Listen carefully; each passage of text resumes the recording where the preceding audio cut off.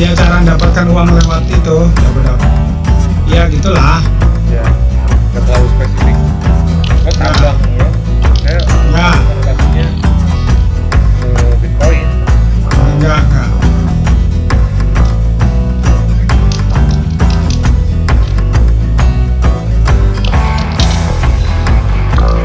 Ini platformnya yang tak pakai aneh ya kalau saya, maksudnya ini ngobrol santai bareng Kosa and partner gitu. Public. Oke, public. Setting dulu.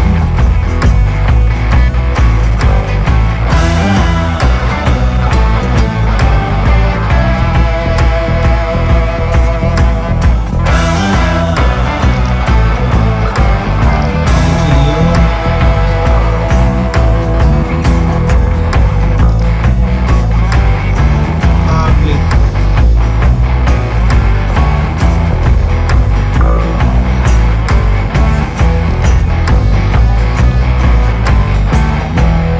Coba mau dicek boleh Pak Osa kalau mau dicek di YouTubeku ya.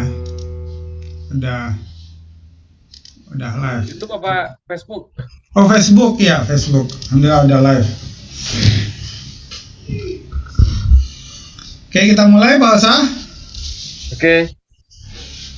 Assalamualaikum warahmatullahi wabarakatuh. Waalaikumsalam. Gimana kabarnya Pak Osa? Hai, Pak Supri, apa kabar? Alhamdulillahirrahmanirrahim. Kabar baik, sehat, semangat, sukses, bahagia. Alhamdulillahirrahmanirrahim. Oke, bagaimana kabarnya teman-teman yang ada di room Facebook? Ya, Facebooknya Mas Suprianto. Yang menonton ini, selamat datang ya di ruangan kami yang sempit ini ya. Sempit di layar tapi luas di kenyataan. Dan terutama luas di hati, insya Allah.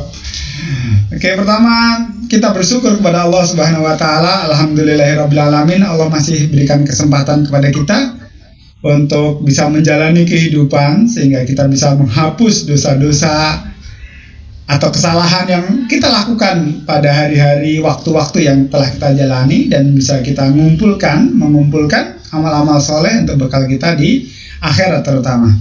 Dan juga untuk berbagi kepada sesama makhluk Allah di muka bumi. Sahabat apa nih kalau di room ini kita bilangnya sahabat apa ini Pak Osa? Apa Supri lah. Ini kan Kalau saya biasanya penampilan pertama kita di sini. Oh, siap. Nah, di Mas Kubin saya bilangnya Mas Kubin, ada sahabat inspirasi kebaikan. Nah, saya di sini mau nyapa sahabat Osa and partner. Ya. Boleh Pak Osa? Boleh, silakan Pak. Oke, kita ada fanspage ya Osa and partner. Oke, jadi kita panggil sahabat Osa and partner. Oke, terima kasih sudah menonton video ini dan ini bukan sebuah kebetulan, pasti Allah sudah izinkan. Ini terlihat di depan teman-teman semua yang hadir dan bukan kebetulan juga saya dan Pak Osa kumpul di era digital ini mau ngawali dunia metaverse. Keren juga nih tampilannya Pak Supri ya. Gak Alhamdulillah. kayak konvensional. Iya. Bosankan itu. Betul. Oke, latar belakang ini Pak, latar belakang ini kita buat acaranya. Ini pertama teman-teman semua ya, saya mau prolog dulu ya. Ini kita kemarin ngobrol via by phone ya, saya dengan Pak Osa untuk meng-create sebuah acara. Kebetulan saya dengan beberapa teman punya acara setiap Jumat malam, namanya PMK, Podcast Masa Kini, menghadirkan satu narasumber. Kemudian saya pengen buat acara dan saya lontarkan idenya ke Pak Osa. Berawal dari seringnya kami diskusi, jadi kami mau buat acara tanpa menghadirkan narasumber gitu. Tapi kita membahas sebuah fenomena-fenomena yang terjadi di sekitar kita sehingga kita bisa mengambil pelajaran dan bisa mengambil peluang atas fenomena atau tren yang sedang terjadi di masyarakat. Dan juga untuk memberikan wawasan ya lebih luas kepada sahabat Osa and partner sekalian. Itu latar belakangnya. Kemudian saya dan Pak Osa itu biasa diskusi biasa diskusi, dan menurut saya hasil diskusinya cukup membuka wawasan ya. Dan saya itu punya spesifik kepribadian, kalau kami sebut atau saya sebut khususnya itu keunggulan kompetitifnya adalah saya tipe mekanik. Ada tipe kepribadian yang mudah sekali melihat sesuatu kesalahan atau sesuatu motif di balik sesuatu, atau sesuatu yang salah, ada apa gitu. Di balik ini ada apa? Saya melihat ke belakang lebih mudah. Sedangkan Pak Osa punya spesifikasi, beliau mudah melihat yang di depan. Kira-kira ini akan jadi seperti apa, ya. Jadi kami berasal dari dua sudut pandang yang berbeda, sehingga seringkali kadang nggak nyambung. Tapi memang harusnya nggak nyambung karena sudut pandangnya memang dari sisi lain. Gitu. Nggak nyambung malah memperkaya ya Mas Supri ya. Karena benar sekali. Itulah yang bikin kita sering ngobrol, karena nggak nyambungnya itu, jadi malah tambah otot dulu. Iya. Jadi kita nggak main tonjok-tonjokan. Ya, tapi pada akhirnya kita menyadari memang untuk saling melengkapi gitu Pak Asa. Oke Pak Asa, mungkin ada prolog juga, silakan. Gak ada, udah cukup ya Mas Supri. Tinggal kita mau bahas apa nih Mas Supri malam ini? Oke. Di sesi pembukaan ini nih. Mas Supri yang ngomporin, saya yang ngejabanin. Siap. Oke, kita kemarin udah mulai nih, ada manas-manasin di PMK kemarin, podcast masa kini dengan Pak Eri, Pak Bram, tentang metaverse ya yang dekat ini. Itu nanti setelah 5G terutama akan berkembang. Tapi sejak beberapa tahun belakangan ini memang dunia digital semakin berkembang, porsinya semakin banyak dan semakin menguasai. Terutama ketika pandemi, orang dipaksa di rumah, ya jangan-jangan ini skenario pemilik industri digital juga ya dibuat di rumah agar lebih. Kalau nyimak yang diomongin Pak Mardigu kan betul begitu. Iya. Agar lebih tune in gitu ya ke dunia digital gitu ya. Makanya sekarang tampilan yang kita tampilin sekarang ini kan agak berbeda dibandingin Zoom yang biasa dilakuin kalau kita meeting Mas Supri ya. Iya. Mininya metaverse nih kayaknya. Iya, ini metaverse yang sudah dilakukan oleh Zoom ya. Oke. Jadi di era digital ini Pak Osa yang memang sekarang eranya seperti ya memang gitu ya, kita lebih banyak interaksi di dunia digital. Terkait dengan rezeki nih Pak Osa, kita akan bahas tambang-tambang duit apa sih yang bisa digali dari dunia digital ini, kegiatan apa saja yang sebenarnya banyak orang sudah dimulai dilakukan sekarang gitu, era digital. Ya, kita mulai dari mana nih Pak Osa? Kita bahas apa nih? Tambang uang pertama. Saya dari pembagiannya dulu Mas Supri ya. Pembagiannya apa aja sih? Jadi kalau menurut saya memang ada yang benar-benar digital. Jadi nggak bisa kalau nggak digital gitu Mas Supri. Ya, contohnya misalnya menambang uang, menambang cryptocurrency. Ya itu nggak bisa kan menambang di dunia nyata gitu kan. Iya. Nah, itu memang absolutely fully digital. Nah, lalu ada yang sesuatu yang pelan-pelan organik jadi digital gitu Pak Supri. Misalnya Facebook Ads, kan dulu nggak kepikiran gitu. Jadi peralihan dari dunia yang nyata dibawa pelan-pelan ke Facebook. Yang ketiga menurut saya, yang mau nggak mau orang harus digital akhirnya. Misalnya orang yang tadinya jualan duren di pinggir jalan, sekarang digital, pakai WhatsApp lah, pakai Facebook lah, pakai apa platformnya, akhirnya dia mendigitalkan diri. Saya sih ngeliatnya ada 3 itu, yang memang benar-benar digital, terpaksa digital, yang memang organik jadi digital, Mas Bri. Ya. Kita mulai dari ini Pak Osa, yang awalnya non digital tertransformasi menjadi kegiatan digital. Ini apa aja nih kegiatan yang menghasilkan duit? Kalau menurut saya nih yang kayaknya semua orang udah melakukan. Apakah itu marketplace, Mas Supri? Marketplace, e-commerce ya. Marketplace tuh apa aja sih contohnya? Tokopedia, Lazada. Ini bukannya sponsor. Tokopedia, Lazada, Shopee, beli-beli lah. Dan semuanya gitu Mas Supri. Itu kalau menurut saya. Siap. Ini potongannya. sekarang kita akan bahas dulu mengenai marketplace atau lebih luasnya namanya e-commerce ya. E-commerce, marketplace itu bagian dari e-commerce ya. Jadi penjualan online gitu ya kalau bahasa kita. Oke Pak Osa, mungkin dari Pak Osa dulu nih. Apa saja kegiatan e-commerce yang bisa teman-teman masuki untuk bisa menghasilkan uang dari era digital ini? Ini kayaknya pertanyaannya salah nih, harusnya Pak Supri yang nanya, Pak Supri sendiri yang jawab. Karena Pak Supri sendiri memang kegiatan hari-hariannya kan memang berkutat di marketplace ya, Pak Supri ya.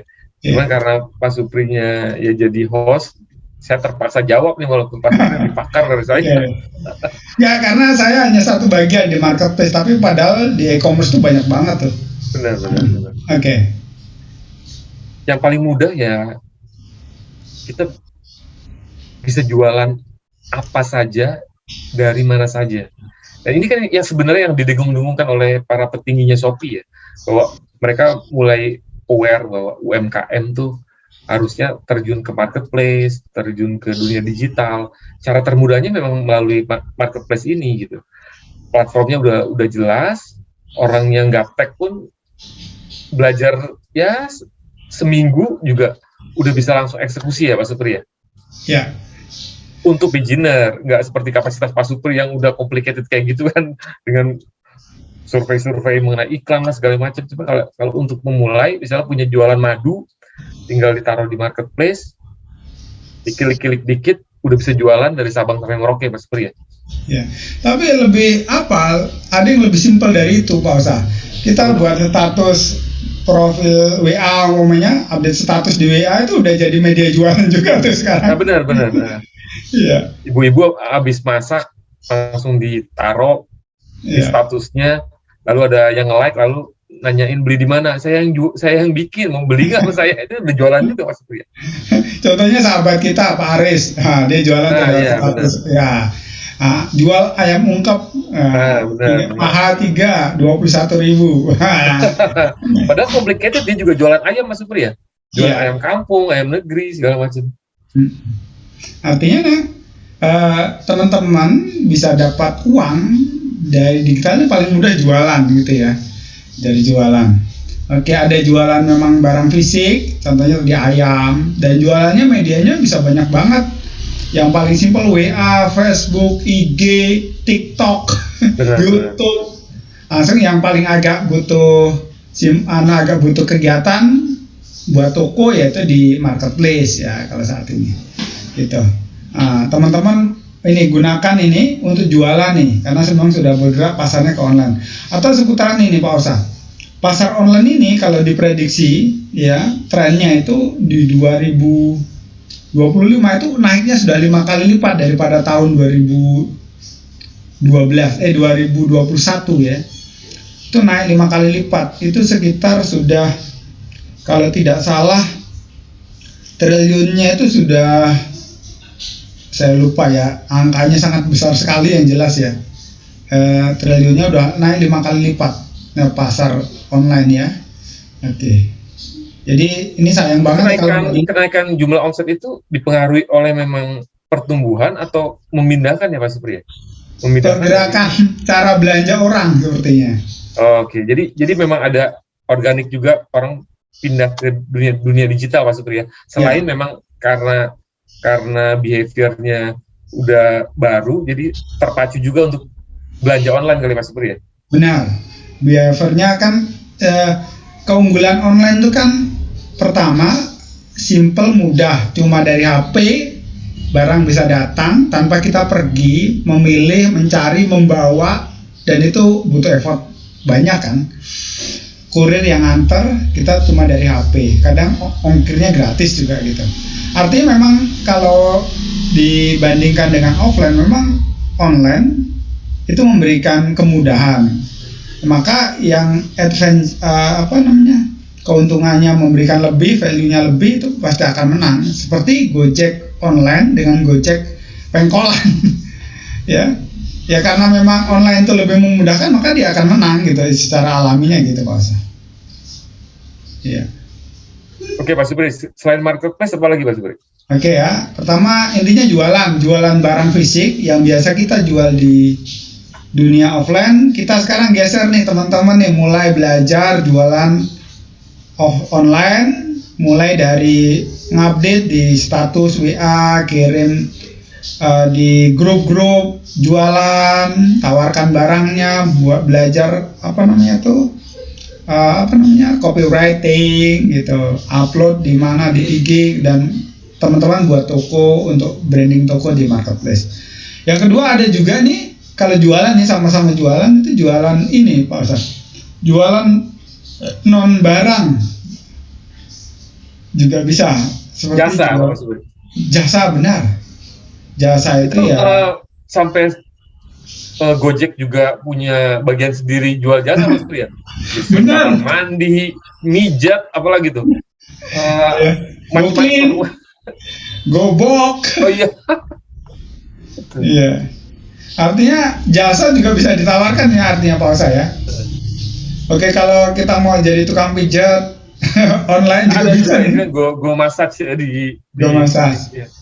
Dan sekarang kita jualan nih, contohnya para terapis bekam, terapis apa di online itu buat Google Business, di ambil status, ditawarin di dunia online juga. Walaupun nggak bisa juga melakukannya lewat online, tapi minimal marketingnya by online gitu. Itu bahasa. Itu sumber tambang duit pertama, yaitu e-commerce, ya jualan. Oke. Sepertinya ini pasarnya gede ya, Pak saya. Kalau teman-teman nggak masuk, kan udah langsung perdagangan ya Pak Supri. Iya, kalau nggak masuk ke sini nanti takutnya kelindes. Oke. Dan secara datanya juga marketplace paling gede ya? Paling gede ya. Iya. Marketplace itu paling gede. Kalau marketplace orang suka banding-bandingin itu antara perdagangan di Facebook, di Instagram, di TikTok dengan marketplace. Dan beberapa orang juga kayaknya jadi sedikit alergi sama marketplace karena mungkin margin keuntungannya makin kesini makin kegerus ya Pak Supri ya. Tapi secara data kan marketplace tetap paling besar ya Pak Supri ya? Ya, pasar paling besar ya marketplace saat ini. Secara data ya, dia menguasai cukup besar pasar dibandingkan pasar lain. Oke, tapi plus minus nih, kita sekarang bahas nih dunia marketplace nih, plus minusnya halal haram subhat gitu, tapi tidak kita bahas secara fikih ya. Tapi ada kegiatan-kegiatan di sana yang perlu kita waspadai juga. Ada hal-hal yang kita harusnya waspada dan bisa hindari. Seperti kalau di marketplace itu ada fake order gitu ya, ada cara-cara yang melakukan fake order gitu. Atau ini Mas Supri yang saya perhatiin banget, banyak barang KW, tapi saya nggak berani bawa barang, tapi buku bajakan itu banyaknya luar biasa, dan pengarang tuh pada teriak-teriak tuh, dan marketplace juga kayaknya agak susah itu buat jadi polisi buat nangkepin itu Mas Supri. Ya. Oke, makanya marketplace paling arahnya nanti memang official store rata-rata yang resmi gitu ya. Itu arahnya nanti arahnya semuanya jadi official store, memang yang non resmi juga akan tergerus. Oke. Jadi kalau kesimpulannya itu, kalau marketplace berarti arah ke depan itu teman-teman harus punya produk branding sendiri gitu ya. Punya develop produk dan dijual.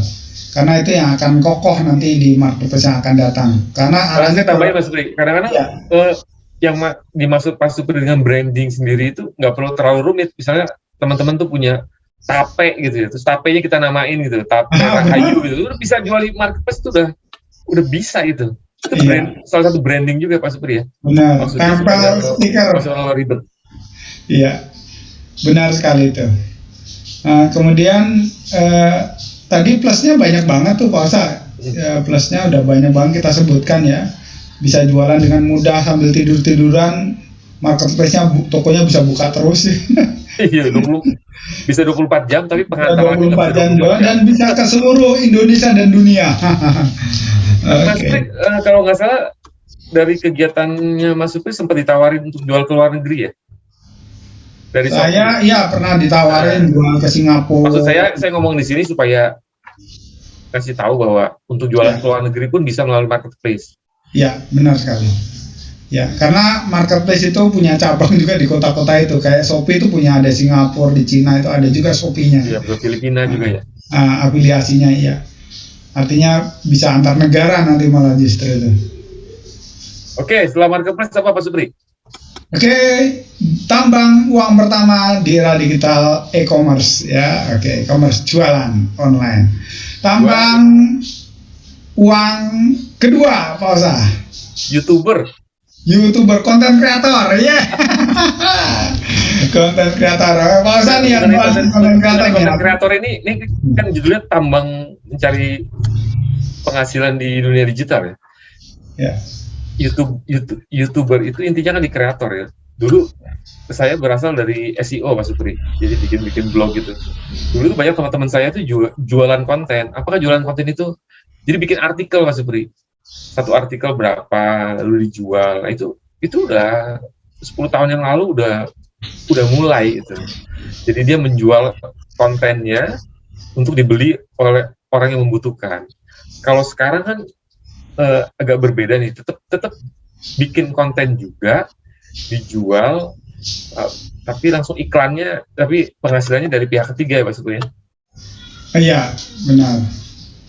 Jadi ini kan base-nya yang kedua ini base-nya AdSense ya, atau iklan. Kita ngumpulin orang dengan konten kita yang kita buat atau konten yang kita kumpulin, dan orang berkunjung ke tempat kita rame, maka itu menjadi pasar dan yang jualan orang gitu kan, iklannya masuk. Betul. Nah, jadi base-nya AdSense, bisa jadi blog ya, bukan hanya YouTuber nih.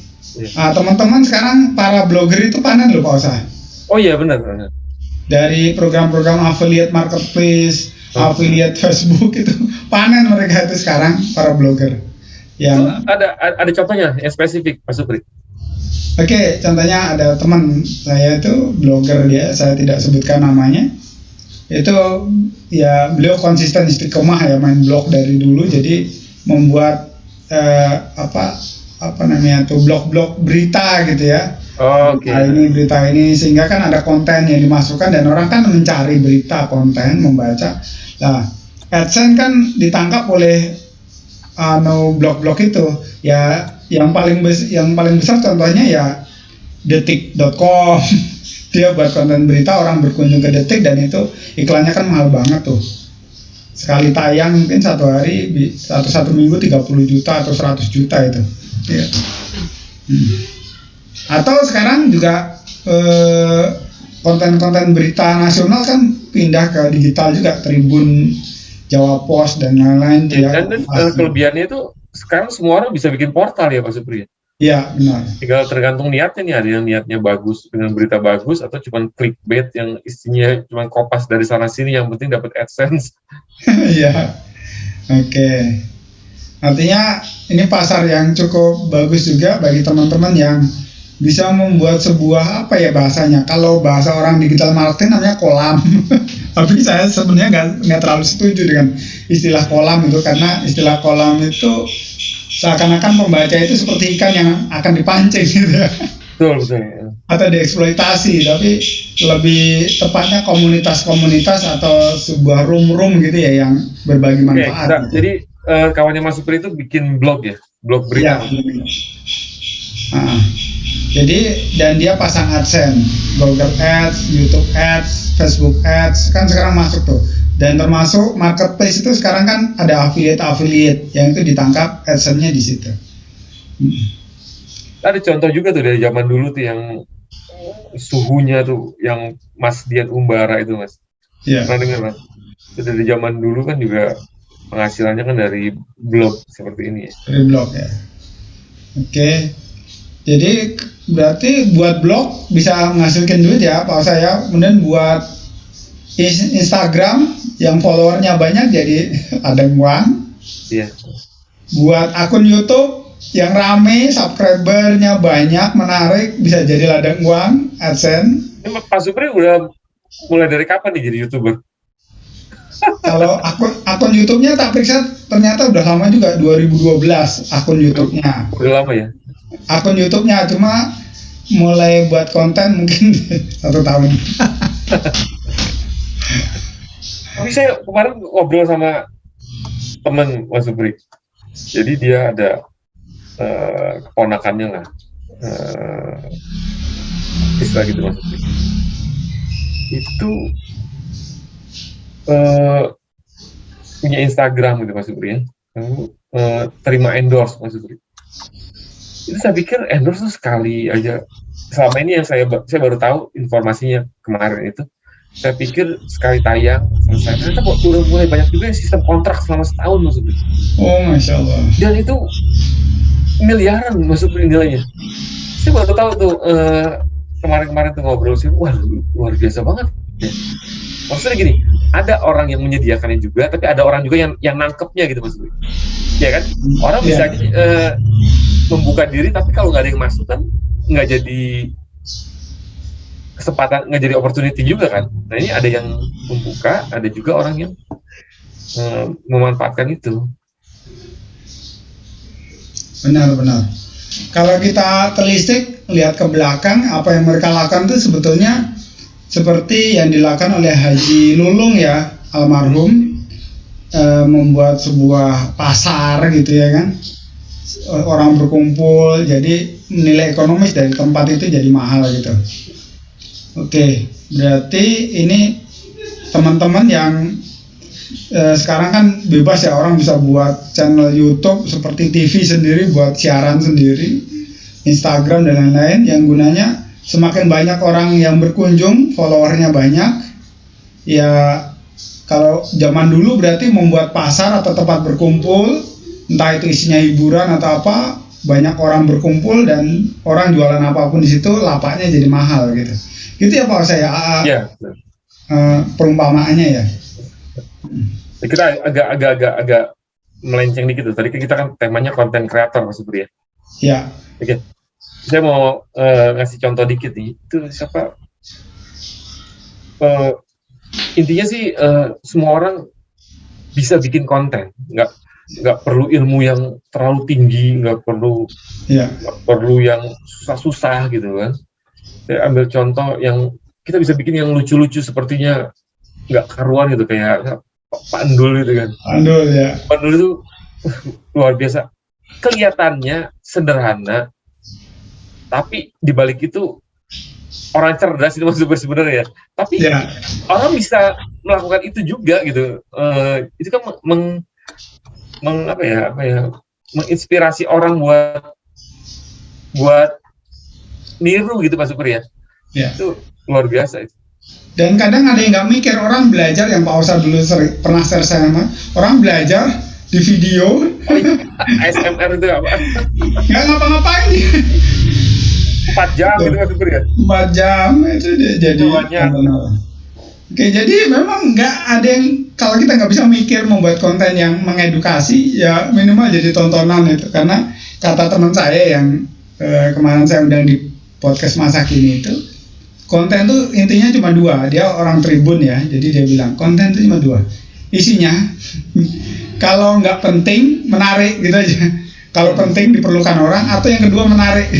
Udah kalau memenuhi 2 syarat itu, atau salah satunya udah cukup jadi konten. Iya. Jadi ini teman-teman nih semuanya yang nggak punya kerjaan, yang bingung nyari kerja. Di era digital, kerja jadi konten kreator udah jadi kerjaan deh. Atau ini Mas Supri saya tambahin, katanya Mas Supri nggak punya kerjaan. Sebenarnya yang punya kerjaan juga bisa, kerjaannya dibikin konten. Benar, kerjaannya jadi konten. Contohnya banyak itu juga. Orang yang kalau misalnya hobi mancing, ada Suwandi Hiu tuh ya, itu subscribernya udah sampai 500.000 tuh. Padahal kerjaan mancing doang Mas Supri. Mancing di kali, di laut, di mana. Udahlah mancing lah, dapat ikan ditarik, udah selesai urusan. Banyak juga yang nonton ternyata. Dan semakin banyak subscribernya, apapun bisa jadi konten. Artis-artis itu kan tanpa apa, anaknya main pun ini konten. Jadi intinya bikin konten itu nggak perlu takut-takut Mas Supri ya. Nggak perlu ya. Buat aja dan bangun pemirsanya. Ya, buat bangun pemirsanya semakin besar dan itu akan ketemu momennya, jadi tempat berkumpulnya orang dan jadi mahal tempatnya. Gitu. Itu ada YouTuber tuh kalau nggak salah namanya Nikmatul Rosida, itu yang ibu rumah tangga di Hong Kong itu. Jadi dia menikah sama orang Kanada, Dia awalnya cuma masak-masak di dapur aja Mas Supri. Ya, Masak-masak di dapur, cuman bagus pembawaannya. Ya sekarang subscribernya udah luar biasa. oke. Maksudnya memang pekerjaan dia ibu rumah tangga yang sama dia dibikin konten gitu. Iya. Mungkin PR-nya jadi tahu sedikit-sedikit teknik bikin konten ya Mas Supri ya. Iya. Walaupun sekarang kan handphone udah canggih ya, tinggal dipencet aja, udah tinggal selesai, ngedit juga gampang ya Mas Supri. Waktu perasaan pernah cerita sama saya pertama bikin konten itu juga cuma pakai handphone ya Mas Supri. Ya, sampai sekarang pun masih pakai handphone. Iya, ya. Dan ternyata kendalanya itu yang menjadi kendala, kenapa? Itu kan mudah banget dan apapun bisa jadi konten, pekerjaan kita sendiri bisa jadi konten, aktivitas jadi konten, orang lain juga bisa jadi konten. Yang membuat sulit itu ternyata nggak pede, Bos. Betul. Jadi merasa dia kalau tampil harus perfect dulu, maka kalau nunggu perfect berarti udah ahli dong. Saya punya contoh juga Mas Supri. Tadi orang ini biar biar orang nggak perlu jadi takut. Saya pernah bikin konten dan itu benar-benar ngasal gitu. Jadi saya ngambil yang buatin itu Mas Supri. Iya, udah jutaan tuh. Itu jutaan view-nya, saya juga nggak kaget gitu.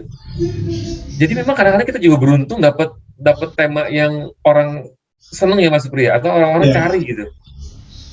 Jadi nggak perlu takut untuk nembak sana sini aja, view-nya juga bisa bagus ya. Dan memang tadi tuh pede aja untuk membuat konten. Kalau memang kurang baik ya terima aja sebagai bagian dari proses perjalanan tumbuh kembang kita gitu. Kalau kayaknya kok memalukan banget sih nggak apa, ya biarin aja, memang proses belajar ya kan. Dan di YouTube itu yang memalukan banyak banget. Udah nggak perlu takut. Nah, yang paling mudah ya kita bahas nih yang pernah Pak Osan juga sharing tentang Sobat Dapur. Kalau lihat konten-konten awalnya kan agak kaku, iya. Tapi dia terus aja ini gitu. Ya Pak, dia udah menjalankan kaidah 10.000 jam kayaknya Mas Pri. Iya. Makanya kalau pemula pengennya langsung kayak Deddy Corbuzier ya ampun. Iya beli. Oke, baik. Jadi ladang uang yang kedua adalah konten. Yes.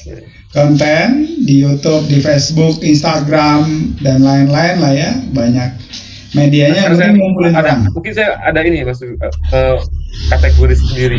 Kategorinya gini. Digital itu mempermudah banyak hal Mas. Misalnya gini. Banking itu kita udah nggak perlu lagi ke bank, ngantri, setor, tarik, semuanya udah dalam genggaman gitu. Saya tadinya itu nggak terlalu mengapresiasi ini Mas Supri. Maksudnya udahlah ini sesuatu yang natural gitu ya. Tapi waktu itu saya nonton ini ya Pak, channelnya Sacha Stephenson tuh ya. Dia kan orang Kanada, lalu ke Indonesia, terus dia balik lagi ke Kanada Mas Supri. Itu bikin rekening di Kanada itu kesulitannya sangat lebih tinggi dibanding di Indonesia. Lalu untuk transfer juga kita nggak bisa ngasal, untuk macam-macam lah. Kita di sini Indonesia, apalagi Pak Supri ini pelaku marketplace, 100 kali transfer juga nggak ada masalah Mas Supri ya. Tinggal pencet-pencet aja udah selesai urusan. Jadi kemudahan banget yang bisa diambil di dunia digital ini. Itu contoh yang pertama. Contoh kedua misalnya gini, ada lagi ini Mas Supri, misalnya kita senang investasi di saham gitu. Dulu itu pengalaman saya, Anda untuk jadi investor di saham tuh harus datang ke bursa, daftar, ditanya siapa Anda gitu, syaratnya sabar-sabar tuh 10 tahun yang lalu lah. Sekarang Anda tinggal buka handphone, buka aja tuh platformnya, ada Bibit lah, ada ini, ada itu. Udah tinggal taruh uangnya, transfer, Anda beli apa, tinggal Anda analisa gitu. Itu kemudahannya luar biasa itu Mas Supri. Ini kita belum ngomongin masalah komoditas lah, inilah ingat ini kemudahan-kemudahan yang harus disadarin sama teman-teman semua ya Pak Supri ya. Iya benar. Dan dimanfaatkan peluangnya ya. Benar. Dimanfaatkan peluangnya. Oke, jadi membuka lapangan kerja cukup banyak, kemudahan, aktivitas jadi semakin banyak kan. Dengan kita nggak ke bank berarti ada kegiatan lain yang bisa dilaksanakan kan, jadi lebih banyak nih.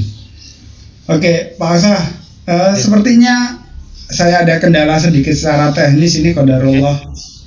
Jadi sepertinya untuk sesi ini kita off dulu. Boleh. Off dulu, nanti kita udah dapat 2 nih, tambang uang di era digital. Yang pertama tadi e-commerce ya, perdagangan digital, teman-teman sangat luas banget tuh. Ladangnya di situ, mau jualan secara online, pasarnya semakin luas, bukan mengutik cuma satu tempat, mudah dilakukan 24 jam tanpa batas. Caranya juga mudah, cukup update status dan lain-lain. Yang kedua tadi kita bahas mengenai